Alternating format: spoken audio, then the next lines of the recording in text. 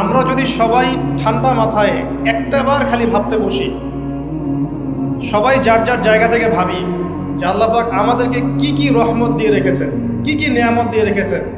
ওয়া ইন তাউদ্দু নি'মাতাল্লাহ লা তুহসুহা।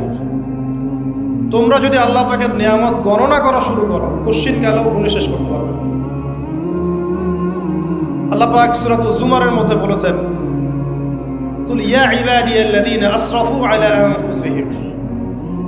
হে নবী, আপনি বলে দিন, আমার বান্দাদেরকে বলে দিন যে হে আমার বান্দারা, তোমরা যারা তোমাদের নফসের উপরে জুলুম করেছো, সুদীর্ঘকাল নামাজের খবর ছিল না, যাকাত দিইনি, হজ ফরজ হয়েছিল করি নাই, সওম রাখিনি, আল্লাহর দিন এগিয়ে নেওয়ার কোনো চেষ্টাই করি নাই, সুদীর্ঘকাল হারাম খেয়েছেন, ঘুষ খেয়েছেন, জেনা করেছেন, বাদ্যযন্ত্র বাজিয়েছেন, অশ্লীলতা এর মধ্যে ডুবেছিলেন, মাদকদ্রব্য সেবন করেছেন, সুদীর্ঘকাল তোমরা যারা নিজেদের নফসের উপর জুলুম করেছ, লা তাকনাতু মির রাহমাতিল্লাহ, তোমরা আল্লাহ পাকের রহমত থেকে নিরাশ হয়ে যাবে।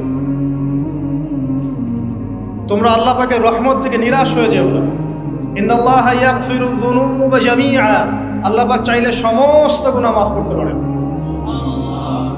ইন্নাহু হুয়াল গফুরুর রহিম, তিনি হচ্ছেন পরম করুণাময়, অসীম দয়ালু। আমি আলোচনা সামনে নিয়ে যাওয়ার আগে আরেকটা বিষয় বলে রাখতে চাই।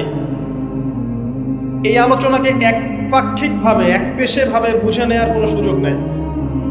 আল্লাহ পাক যেমন পরম করুণাময়, অসীম দয়ালু, ঠিক একইভাবে আল্লাহ রাব্বুল আলামিন শাদীদুল ইকাব, কঠিন শাস্তি দাতাও বটে। এই দুটো বিষয় মাথায় রেখেই আল্লাহর রহমতের আশাও করতে হবে এবং আল্লাহ পাকের গজবের ভয়ও করতে হবে। এর মাঝখানেই হচ্ছে ঈমান। এই জায়গা থেকে আলোচনা বুঝতে হবে। আল্লাহ পাক তৌফিক এনায়েত করুন, আমিন। আমাদেরকে আল্লাহ রাব্বুল আলামিন তার রহমত থেকে নিরাশ হতে বারণ করছেন। যে যত পাপ করেছে জীবনে, যদি একটা বার কেউ যদি আল্লাহ পাককে মন থেকে ডাকে, চোখ দিয়ে ঝরঝর করে পানি পড়ে, আল্লাহ পাককে বলে, সেজদায় গিয়ে পড়ে আল্লাহকে বলে রব্বিক ফিরলি, আল্লাহ আমাকে মাফ করুন, তার মনের মধ্যে যদি সততা থাকে, মন থেকে যদি সেই কথাটা বলে থাকে, আল্লাহ পাক শুধু তাকে ক্ষমাই করবেন না, তার সমস্ত গুনাহগুলোকে আল্লাহ নেকি দিয়ে পরিবর্তন করবেন। একটা হাদিস পড়ছিলাম, নবী করিম সাল্লাল্লাহু আলাইহি ওয়াসাল্লাম তিনি বলছেন যে লাম্মা কাদাল্লাহুল খালক, যখন আল্লাহ রাব্বুল আলামিন এই মহাবিশ্ব সৃষ্টি করেন, তখন আল্লাহ রাব্বুল আলামিন কাতাবা কিতাবান, একটা কিতাব লিখেছেন। একটা কিতাব আছে আল্লাহর কাছে, কাতাবা কিতাবান ফাহুয়া ইনদাহু ফাওকাল আরশ, যে কিতাবটা আল্লাহর নিজের কাছে আছে, আরশের উপরে। সেখানে আল্লাহ পাক লিখে রেখেছেন, কি লিখেছেন?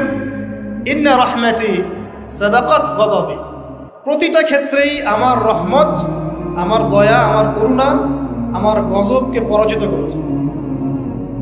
মানে আল্লাহ রাব্বুল আলামিনের গজব, এর উপরে আল্লাহ পাকের রহমত অবস্থান করছে।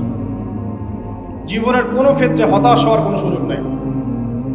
আজকে পারিবারিক ভাঙন বলেন, ব্যক্তি পর্যায়ের আত্মিক ধ্বংসই বলেন, সমাজের বিপর্যয় বলেন, যাই বলেন, পিছনে একটা বড় কারণ আছে। সেটা হলো আল্লাহ থেকে দূরে থাকা মানুষ, আল্লাহ থেকে হতাশ হয়ে যাওয়া। আর এই কাজটা শয়তান করিয়েছে মানুষকে আল্লাহ থেকে দূরে সরানোর জন্য।